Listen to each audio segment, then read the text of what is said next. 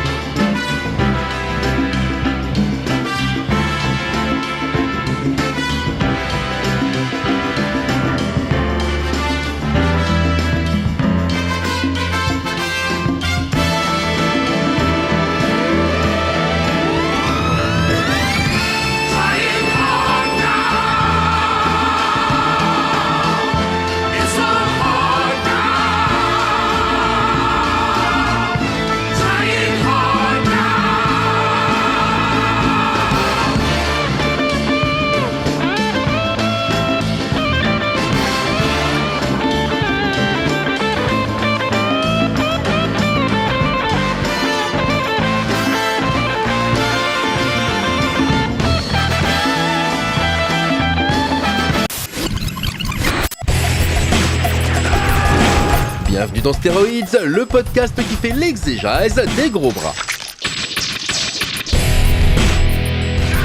Avec Stéphane Moïsakis et Arnaud Bordas. Bienvenue dans ce nouvel épisode de Stéroïdes, le podcast. Je suis avec mon ami Arnaud Bordas. Quel est ce rire diabolique ? Je rigole déjà. Ah bon, d'accord.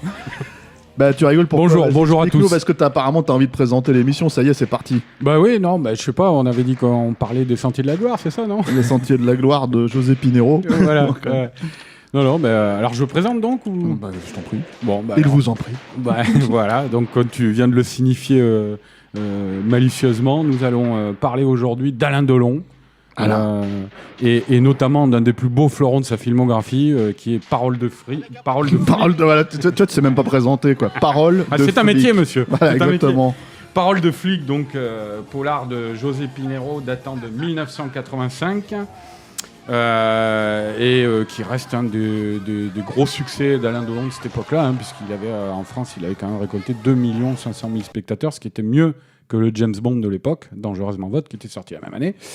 Et Parole de flic, Steph, on s'est dit, il faut faire un film d'action d'Alain Delon dans le podcast Stéroïdes. Et très vite, Stéphane, je crois que nous sommes tombés d'accord sur Parole de flic.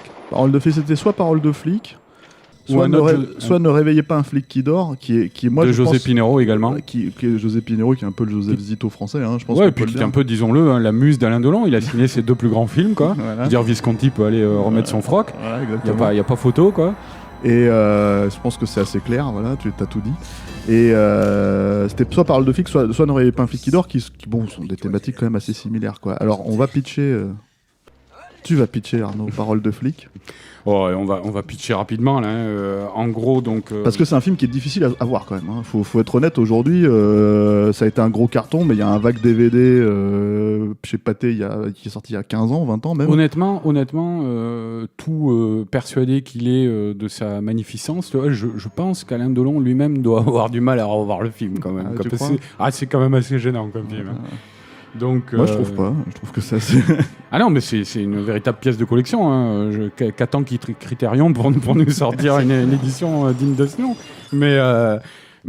Donc, on pitch. Alors, Daniel Pratt, très important toujours, hein, les noms d'Alain Delon. Moi, c'est toujours, tu vois que c'est choisi de manière signifiante, tu vois, vraiment. Donc, Daniel Pratt, c'est un ancien flic qui vit retiré loin des vicissitudes du monde, tu vois. Il habite en Afrique, dans un village au milieu des indigènes. Tourné au Congo. Voilà, il vit une vie heureuse et simple, tu vois. Et au milieu des villageois. Voilà. Et en fait, sa fille se fait tuer, voire même massacrer avec des amis à elle. Au Space 12, il le précise. Voilà, dans la banlieue lyonnaise, par un groupe de types cagoulés avec qui ont un look improbable, des énormes shotguns, des cagoules, c'est des sacs noirs sur la tête et des. Ah ouais, on dirait le Ku Klux Klan, mais et des français, impairs trop grands pour eux, quoi. Le French Clan. Voilà, et donc elle se fait tuer. Et son ancien collègue, là, qui est joué par Jacques Perrin, l'appelle, enfin lui envoie un message pour lui dire rentre en France, quoi, ta fille est morte. Et on va y venir à la grande scène du film, Stéphane, ne t'inquiète pas. Je te laisse faire. Et donc, T'as Daniel Pratt, pour le pitcher comme tu veux. Daniel Pratt rentre en France, sa fille est morte, et là, ça va être la vengeance. Voilà. C'est bien, c'est efficace comme pitch. Quel beau pitch, quoi. Voilà. Mais là, tu auras beaucoup de détails. Voilà. Et alors, mais on va y revenir, Et déjà, on peut dire que ce dont je viens de parler, l'ouverture du film, c'est sans doute une des plus grandes scènes d'ouverture de l'histoire du cinéma français. Ah, mais clairement. Donc, on est dans un village au Congo, comme tu disais. Je pense même que quand les frères Lumière non. ont inventé le cinématographe, Ils